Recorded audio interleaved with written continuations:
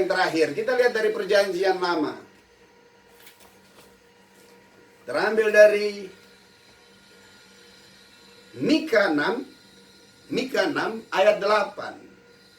Di situ dikatakan, hai manusia, telah diberitahukan kepadamu apa yang baik dan apa yang dituntut Tuhan daripadamu. Selain yang pertama, berlaku adil. Hidup itu harus adil. Keadilan itu bukan berdasarkan pertimbangan kita. Keadilan itu harus nantiasa berdasarkan firman Allah.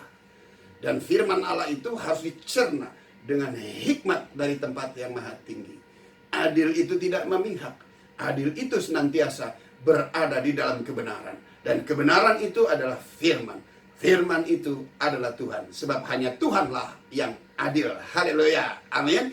Berlakulah adil sesuai dengan firman yang ditentukan dengan hikmat dari tempat yang maha tinggi yang menyertai saudara dan saya.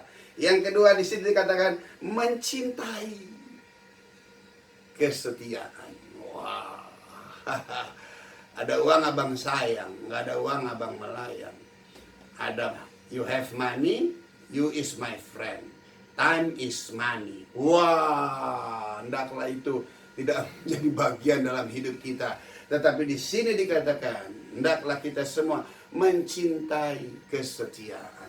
Kenapa kita mencintai kepada kesetiaan? Karena kesetiaan itu juga adalah pribadi daripada Yesus Tuhan. Ibrani 3 ayat 6 berkata bahwa ia berlaku setia. Dia setia sampai mati di atas kayu salib. Tujuannya tiada lagi lain untuk menyenangkan hati Bapa dan menyelamatkan kita semua. Hendaklah kita juga untuk kita bisa menyelamatkan terus diri kita yang telah diberikan. Hendaklah kita menjaganya dengan setia terhadap firman Tuhan. Cinta terhadap firman Tuhan.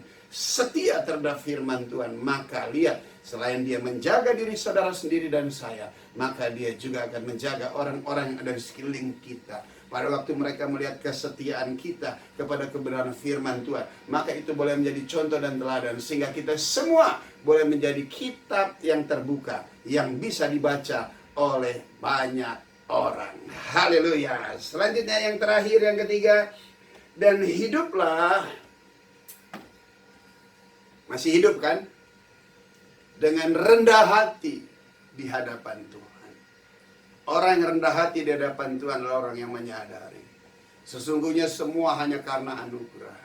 Kita mengerti kita hidup hanya sementara di dalam dunia. Satu kelak nanti kita pasti akan meninggalkannya. Oleh sebab itu jangankan sombong di hadapan manusia. Yang paling penting adalah tidak boleh sombong di hadapan Tuhan itu sendiri. Sebab jika kita mempunyai segala sesuatu di luar kehidupan, itu semata-mata hanya karena anugerah yang Tuhan percayakan kepada setiap kita. Jika engkau berjalan di dalam jalan kebenaran. Tetapi jika engkau tidak berjalan di jalan kebenaran, seperti engkau memperoleh segala sesuatu harta untuk melengkapi dalam hidupmu, itu hanya sekedar Tuhan masih izinkan. Tetapi yang namanya izin pasti ada batas waktunya. Tetapi setiap kita sebagai orang benar, jika kemegahan, kemewahan, kekayaan engkau bisa terima, hendaklah itu kita sikapi dengan rendah hati. Dengan cara bagaimana? Kondisi situasi ini membantu kita. Apapun yang kamu miliki juga engkau nggak akan bisa gunakan. Mau kemana? Mau jalan-jalan ke Eropa? Masih pesawat. Mau kemana? Nggak bisa. Mau makan enak aja kadang-kadang masih itu kadang-kadang keluar rumah aja semuanya harus bersih. Ya, bungkus-bungkus harus dicuci. Semuanya harus bersih. Agak sedikit parno. Oleh sebab itu mari kita hendaklah hidup rendah hati di hadapan Tuhan. Sebab Tuhan yang kita sembah adalah Tuhan yang rendah hati. Karena kerendahan hatinya, dia boleh memperoleh saran saya untuk diselamatkan. Sehingga kita boleh menjalani satu kehidupan yang baru. Percaya, jangan takut saudara. Mazmur 20 di situ dikatakan, setiap korban, pemberian, perbuatan baikmu dan hatimu yang menyembah kepada Tuhan, itu selalu diperhitungkan. Bahkan pada waktu engkau berdoa, engkau meminta sesuatu, Tuhan pasti akan mendengar. Bahkan pada waktu engkau merancangkan sesuatu, maka Tuhan pasti akan membuatnya menjadi berhasil. Sesungguhnya Tuhan memberkati, mengurapi setiap orang-orang yang dipilihnya. Dan dia selalu akan membuat kita menjadi berhasil. Karena kita tahu apapun yang kita kita rencanakan, nggak ada lagi lain.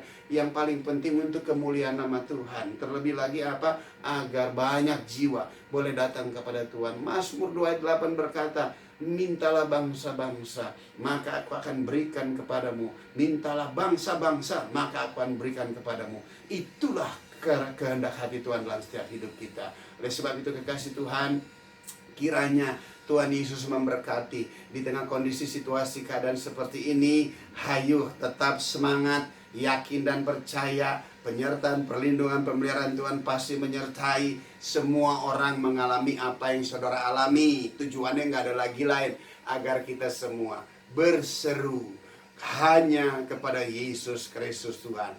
Minta belas kasihan dan anugerahnya, maka Dia akan curahkan di dalam setiap kehidupan kita. Yakin dan percaya Tuhan mengasihi setiap kita semua di tengah situasi kondisi apapun yang ada. Yakin dan percaya semua yang baik Tuhan rancangkan buat di dalam setiap kehidupan kita. Yakin dan percaya habis situasi ini ada hal-hal yang besar yang akan Tuhan kerjakan di dalam setiap kehidupan saudara dan saya. Tetap mengasihi Tuhan lebih dari segalanya. Tetap andalkan Tuhan lebih dari segalanya. Tetap jadikan Dia sumber keperluan kita yang paling utama dari segala keperluan kita yang lain. Haleluya, Tuhan Yesus memberkati.